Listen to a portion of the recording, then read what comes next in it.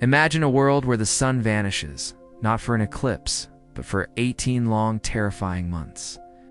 A world plunged into a perpetual twilight, where a mysterious fog choked the sky, blocking the warmth and light we all depend on. This isn't the plot of a dystopian novel. It was the grim reality for people living in the year 536 AD.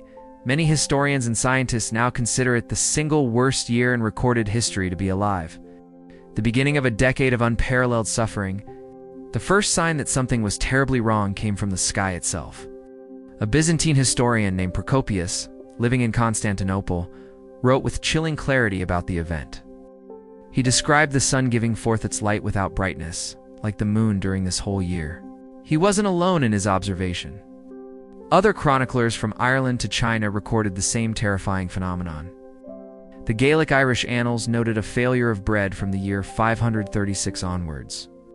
In China, observers reported dense, dry fog and summer snow, leading to widespread crop failure and famine. The world was shrouded in a dim, cold haze. The fog was so thick that people could barely see their own shadows at noon. The seasons seemed to blend into one long, miserable winter, and the consequences were immediate and catastrophic. Without the sun's life-giving energy, temperatures plummeted across the northern hemisphere. It triggered the coldest decade in over 2,000 years. Summer temperatures dropped by as much as 2.5 degrees Celsius, a seemingly small number with devastating effects. This sudden and dramatic climate change meant that crops failed on a massive scale. The grains and vegetables that formed the basis of every society's food supply simply couldn't grow in the cold, dark conditions. Fields that should have been green and full of life lay barren and fallow. The annual harvest, a time of celebration and security, became a source of despair. Famine swept across Europe, the Middle East, and Asia with terrifying speed. People were starving. Chroniclers from the period describe unimaginable suffering, with communities decimated by hunger. The social fabric began to tear apart as people struggled desperately for any source of sustenance. Imagine the psychological terror of living through such a time. The sun, a constant and reliable presence in the sky since the dawn of humanity, had been extinguished. For people who had no understanding of volcanism or atmospheric science, it must have felt like the end of the world. Many would have believed they were being punished by the gods, or that some cosmic evil had been unleashed upon the earth. The constant twilight would have fostered an atmosphere of fear and paranoia, a sense of hopelessness that permeated every aspect of daily life. But what could cause such a global catastrophe? For centuries, the true cause of the 536 AD darkness remained a mystery, attributed to divine wrath or unknown celestial events. It wasn't until the modern era that scientists began to piece together the clues. The answer lay frozen in time, preserved deep within the ice sheets of Greenland and Antarctica. By drilling ice cores, scientists can analyze layers of ice that have been deposited year after year, creating a detailed timeline of Earth's atmospheric history. In the 1990s, a team of researchers made a breakthrough. They discovered a thick layer of microscopic volcanic glass, or tephra, in ice cores that corresponded directly to the year 536 AD. This was the smoking gun. The chemical composition of this tephra pointed to a massive volcanic eruption, one of a scale rarely seen in human history. A colossal explosion had spewed an enormous plume of ash and sulfur dioxide high into the stratosphere. Unlike a normal ash cloud that might dissipate in a few weeks, this stratospheric aerosol veil spread across the entire northern hemisphere. The fine particles of sulfur formed a reflective layer that scattered sunlight back into space, preventing it from reaching the Earth's surface. This is what scientists call a volcanic winter. The planet was effectively wearing a shroud that blocked the sun's warmth, triggering the dramatic and sustained drop in global temperatures. The exact location of this cataclysmic eruption was long debated. Initially, candidates like Krakatoa in Indonesia or Rabaul in Papua New Guinea were considered. However, more recent evidence points towards a volcano in the northern hemisphere. Analysis of the tephra found in the ice cores suggests an origin in Iceland. A massive eruption, or possibly even two major eruptions in quick succession around 536 and 540 AD, would have been powerful enough to inject the sheer volume of aerosols needed to create such a long-lasting and widespread fog. The first eruption in 536 AD kicked off the disaster. It plunged the world into darkness and initiated the famine. But the horror was far from over. As if the world hadn't suffered enough, a second massive volcanic eruption occurred just a few years later. In 540 AD, this second event prolonged and deepened the volcanic winter.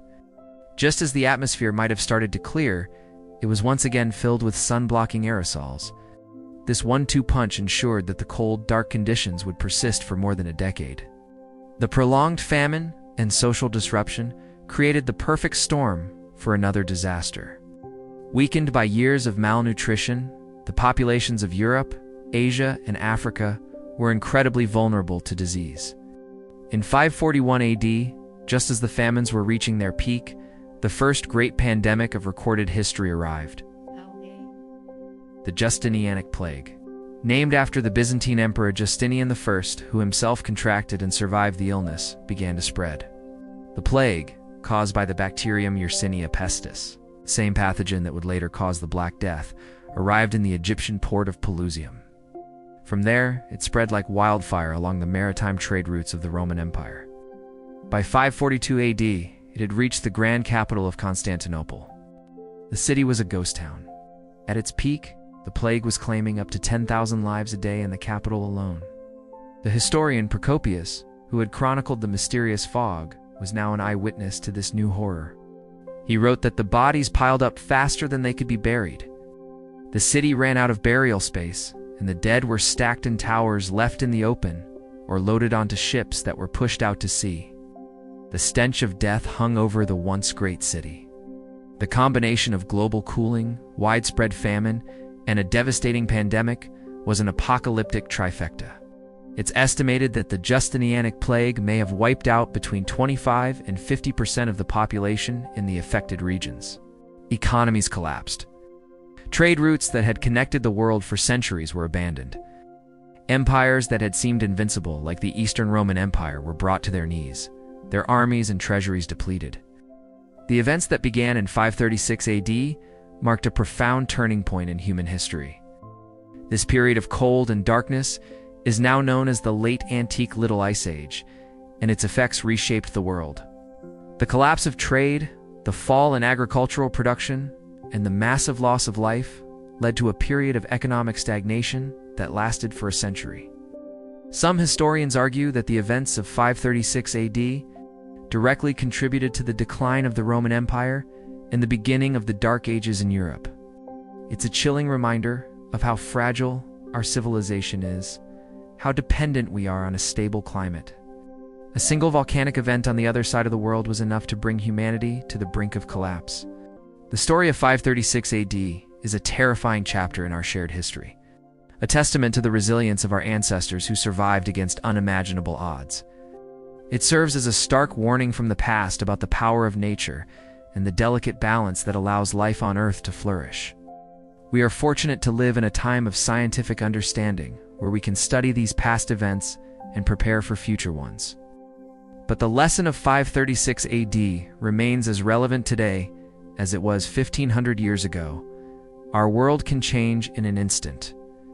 If you find these journeys into the mysteries of the past as fascinating as I do, be sure to follow my channel, Infinotoinial. For more deep dives into the stories that shaped our world,